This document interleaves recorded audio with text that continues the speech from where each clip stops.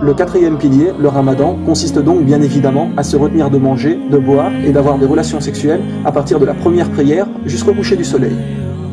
Comme il a été expliqué dans l'épisode 4 de la saison 1, le ramadan est excellent pour la santé. Celui-ci repose le corps et lui permet de se débarrasser plus facilement de ses déchets. Cela désencrasse l'estomac, les intestins, le foie, etc. Il faut savoir aussi que nous ne nous privons pas uniquement pour nous-mêmes, mais pour Allah. Nous nous privons aussi pour lui. C'est le fait de lui montrer que nous sommes capables de nous retenir, d'avoir un réel combat contre nos passions. Cela apprend donc à ceux qui ont du mal à se retenir des relations sexuelles illicites que cela est tout à fait possible. Le but du ramadan est de réaugmenter votre foi et de vous rapprocher d'Allah.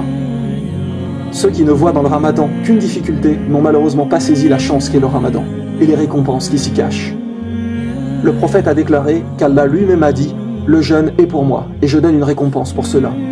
Un homme abandonne sa passion sexuelle, sa nourriture et sa boisson par amour pour moi. » Le prophète sallallahu alayhi wa sallam a également dit que le jeûne est un bouclier contre l'enfer. Mes frères et sœurs, comprenez bien ces mots. À quoi sert un bouclier? À se protéger, non? Donc jeûner vous protège de l'enfer. Jeûner vous protège de l'enfer. Rappelez-vous aussi de l'épisode que nous avons fait sur la vie après la mort, qui est un des 2 bonus de la saison 1. Rappelez-vous qu'il y a une des portes du paradis qui est uniquement destinée aux jeûneurs. Imaginez-vous là-haut et regardez devant vous des gens y rentrer et avoir une récompense inimaginable, tandis que vous n'y rentrez pas. Tout ça parce que vous avez été trop faible, trop soumis à vos désirs physiques, et donc que vous n'avez pas jeûné. Perdre cette immense récompense juste pour ça. Parce que vos passions ont pris le dessus sur votre raison. Parce que vos passions ont pris le dessus sur votre raison.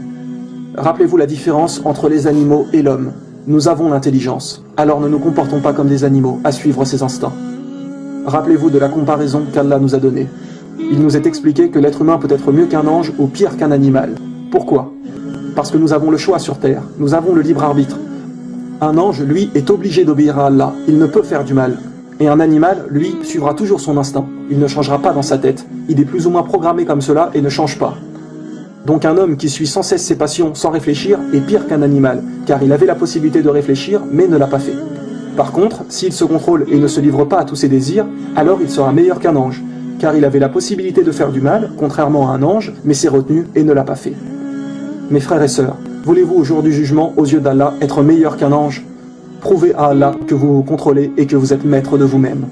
Vraiment, pour l'amour d'Allah, cessez une bonne fois pour toutes les relations illicites, l'alcool, la cigarette, les boîtes de nuit, les jeux d'argent, les insultes, le non-respect aux proches, etc. Changez et restez définitivement sur la voie du meilleur des hommes, Mohammed sallallahu alayhi wa sallam. Suivez sa sunna, son exemple de vie. Quand quelqu'un jeûne sincèrement par amour pour Allah, le ramadan ne lui semble pas si difficile. Et pour répondre à toutes les personnes qui disent que ce n'est pas bien, car quand on est malade, on ne peut pas prendre de médicaments, etc., sachez bien qu'il ne faut pas jeûner lorsque l'on est malade. Le jeûne n'est obligatoire que lorsque nous sommes en condition de le faire. Allah nous a bien évidemment permis de rompre le jeûne lorsqu'on ne se sent pas bien, que l'on est malade, etc.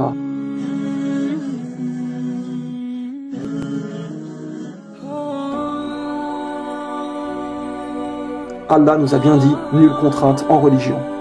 Il est également dit dans le Coran, chapitre 2, verset 185, « Allah veut pour vous la facilité, il ne veut pas la difficulté pour vous ».